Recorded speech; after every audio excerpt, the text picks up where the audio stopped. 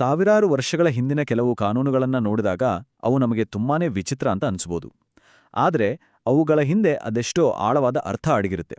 ಬನ್ನಿ, ಇವತ್ ನಾವು ಒಬ್ಬ ಯುವ ಯಾಜಕನ ಕಣ್ಣುಗಳ ಮೂಲಕ ಇಂತಹದ್ದೇ ಒಂದು ಪಯಣವನ್ನ ಶುರು ಮಾಡೋಣ. ನಾನು ಪವಿತ್ರ, ಹಾಗಾಗಿ ನೀವು ಪವಿತ್ರರಾಗಿರಿ. ಈ ಒಂದು ದೈವಿಕ ಆಜ್ಞೆ ಇದೆಯಲ್ಲ, ಇದೇ ನಮ್ಮ ಇವತ್ತಿನ ಮಾತುಕತೆಯ ಕೇಂದ್ರಬಿಂದು. ಇದು ಸುಮ್ಮನೆ ಒಂದು ನಿಯಮ ಆಗಿರಲಿಲ್ಲ, ಬದಲಿಗೆ ಒಂದು ಇಡೀ ಜನಾಂಗದ ಜೀವನ ಶೈಲಿಯೇ ಆಗಿತ್ತು. ಬನ್ನಿ, ನಮ್ಮ ಕಥೆಯ ನಾಯಕನನ್ನ ಭೇಟಿ ಮಾಡೋಣ. ಈತನ ಹೆಸರು ಎಲಿಯೋರ್, ಒಬ್ಬ ಯುವ ಯಾಜಕ.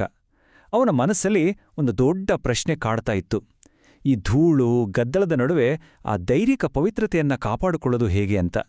ಅವನ ಈ ಹುಡುಕಾಟದಲ್ಲೇ ನಮಗೆ ಉತ್ತರ ಸಿಗುತ್ತೆ. ಹಾಗಾದ್ರೆ ಎಲಿಯೋರ್ ಕಲಿತ ಮೊದಲನೇ ಪಾಠ ಏನು ಗೊತ್ತಾ? ಅದು ರೋಗಕ್ಕೆ ಸಂಬಂಧಪಟ್ಟಿದ್ದು. ಈ ಕಾನೂನುಗಳು ಅಷ್ಟೊಂದು ಕಠೋರವಾಗಿ ಯಾಕಿದ್ವು ಅನ್ನೋದಕ್ಕೆ ಒಂದು ಬಲವಾದ ಕಾರಣ ಇತ್ತು. ಮೊದಲಿಗೆ ಒಂದು ವಿಷಯ ಸ್ಪಷ್ಟಪಡಿಸಬೇಕು. ಇಲ್ಲಿ ಕುಷ್ಠರೋಗ ಅಂದ್ರೆ ನಾವು ಇವತ್ತು ತಿಳ್ಕೊಂಡಿರೋ ಹ್ಯಾನ್ಸನ್ಸ್ ಡಿಸೀಸ್ ಅಲ್ಲ. ಆ ಕಾಲದಲ್ಲಿ ತ್ಸಾರಾತ್ ಅಂದ್ರೆ ಚರ್ಮಕ್ಕೆ ಸಂಬಂಧಪಟ್ಟ ಬೇರೆ ಬೇರೆ ಗಂಭೀರ ಕಾಯಿಲೆಗಳನ್ನ ಸೂಚಿಸೋಕೆ ಬಳಸ್ತಿದ್ದ ಪದ.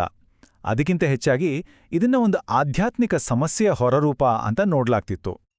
ನೋಡಿ, ಈ ಪ್ರಕ್ರಿಯೆ ಎಷ್ಟು ವ್ಯವಸ್ಥಿತವಾಗಿತ್ತು ಅಂತ. ಇದೇನೋ ಅವಸರದಲ್ಲಿ ತಗೊಳ್ಳೋ ನಿರ್ಧಾರ ಆಗಿರಲಿಲ್ಲ. ಮೊದಲು ಪರೀಕ್ಷೆ, ನಂತರ 7 ದಿನಗಳ ಪ್ರತ್ಯೇಕ ವಾಸ, ಮತ್ತೆ ಮರುಪರೀಕ್ಷೆ. ಹೀಗೆ ಪ್ರತಿಯೊಂದು ಹಂತವೂ ಎಷ್ಟೊಂದು ಎಚ್ಚರಿಕೆಯಿಂದ ಕೂಡಿತು ಅನ್ನೋದನ್ನ ಇದು ತೋರಿಸುತ್ತೆ. ಇನ್ನು ರೋಗ ದೃಢಪಟ್ರೆ ಅದರ ಪರಿಣಾಮ ತುಂಬಾನೇ ಗಂಭೀರವಾಗಿತ್ತು. ಆ ವ್ಯಕ್ತಿಯನ್ನ ಶಿಬಿರದಿಂದ ಹೊರಗಿಡ್ಲಾಗ್ತಿತ್ತು. ಇದು ಕೇವಲ ದೈಹಿಕ ಅಂತರ ಆಗಿರಲಿಲ್ಲ, ಬದಲಿಗೆ ದೇವರ ಸಾನ್ನಿಧ್ಯದಿಂದ ಮತ್ತು ಸಮುದಾಯದಿಂದ ದೂರವಾಗುವ ಒಂದು ನೋವಿನ ಸಂಕೇತವಾಗಿತ್ತು. ಇಲ್ಲೇ ನೋಡಿ ಎಲಿಯೋರ್ಗೆ ಹೊಳೆದಿದ್ದು. ಆತನಿಗೆ ಅರ್ಥವಾಗಿದ್ದೇನೆಂದ್ರೆ, ಈ ದೈಹಿಕ ಕಾನೂನು ಪಾಪದ ಆಧ್ಯಾತ್ಮಿಕ ಪರಿಣಾಮಗಳಿಗೆ ಒಂದು ಕನ್ನಡಿಯಂತಿತ್ತು. ಪಾಪವನ್ನು ನಾವು ನಿಯಂತ್ರಿಸ್ತಿದ್ರೆ ಅದು ಹೇಗೆ ನಮ್ಮನ್ನ ನಮ್ಮವರಿಂದ ಮತ್ತು ದೈವಿಕತೆಯಿಂದ ದೂರ ಮಾಡುತ್ತೆ ಅನ್ನೋದನ್ನ ಇದು ಕಣ್ಣಿಗೆ ಕಟ್ಟುವ ಹಾಗೆ ತೋರಿಸ್ತಾ ಇತ್ತು. ಸರಿ, ರೋಗದ ಈ ಸಾರ್ವಜನಿಕ ವಿಷಯದಿಂದ ಈಗ ಒಂದು ತುಂಬಾನೇ ವೈಯಕ್ತಿಕ ಅನುಭವಕ್ಕೆ ಬರೋಣ. ಮಗುವಿನ ಜನನ.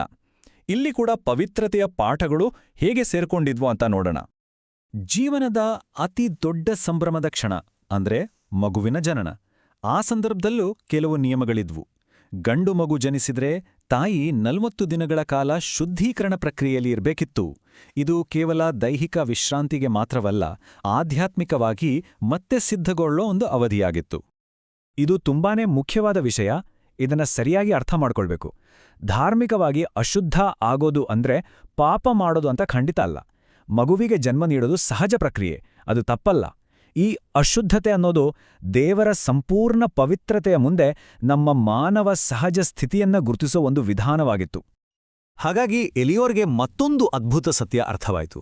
ಈ ಪ್ರತಿಯೊಂದು ಶುದ್ಧೀಕರಣದ ಹಿಂದೆಯೂ ವಿಮೋಚನೆ ಮತ್ತು ನವೀಕರಣದ ಸಂದೇಶ ಅಡಗಿದೆ ಅಂತ. ಪ್ರತಿಯೊಂದು ಅಂತ್ಯವೂ ಒಂದು ಹೊಸ ಆರಂಭಕ್ಕೆ ದಾರಿ ಮಾಡಿಕೊಡುತ್ತೆ.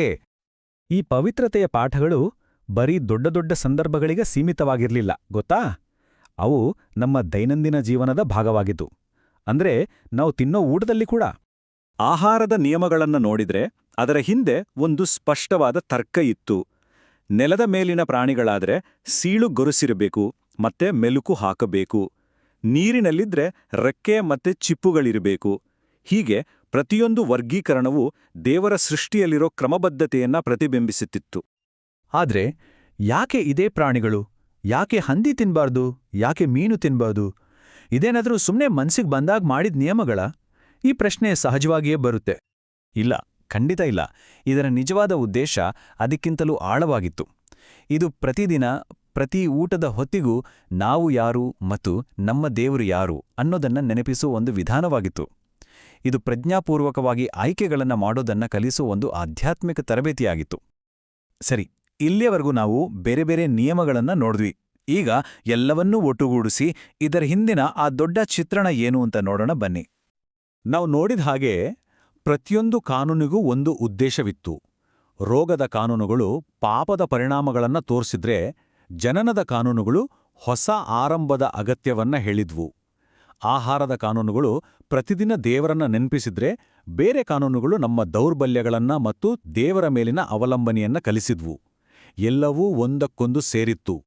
ಹಾಗಾದ್ರೆ ಈ ಇಡೀ ವ್ಯವಸ್ಥೆ, ಈ ಎಲ್ಲಾ ನಿಯಮಗಳು ಒಂದು ರೀತಿ ಟ್ಯೂಟರ್ ತರ ಕೆಲಸ ಮಾಡ್ತಾ ಇದ್ವು. ಅವು ಉತ್ತರಿಸಲು ಪ್ರಯತ್ನಿಸ್ತಿದ್ದ ಒಂದೇ ಒಂದು ದೊಡ್ಡ ಪ್ರಶ್ನೆ ಅಂದ್ರೆ, ಪರಿಪೂರ್ಣನಾದ ಪವಿತ್ರನಾದ ದೇವರು ಅಪರಿಪೂರ್ಣರಾದ ಮನುಷ್ಯರ ಜೊತೆ ವಾಸಿಸೋದು ಹೇಗೆ ಸಾಧ್ಯ? ಕೊನೆಯದಾಗಿ ಈ ಆಳವಾದ ಮತ್ತು ಚಿಂತನೆಗೆ ಹಚ್ಚುವ ಮಾತಿನೊಂದಿಗೆ ಈ ವಿವರಣೆಯನ್ನು ಮುಗಿಸೋಣ. ಈ ಪ್ರಾಚೀನ ನಿಯಮಗಳೆಲ್ಲವೂ ಮುಂದೆ ಬರಲಿರುವ ಅಂತಿಮ ವಿಮೋಚನೆಯ ಪರಿಪೂರ್ಣ ಶುದ್ಧತೆಯ ನೆರಳುಗಳಾಗಿದ್ದವು ಎಂಬ ಶಕ್ತಿಯುತ ಕಲ್ಪನೆಯನ್ನ ಇದು ನಮ್ಮ ಮನಸ್ಸಿನಲ್ಲಿ ಬಿತ್ತುತ್ತದೆ.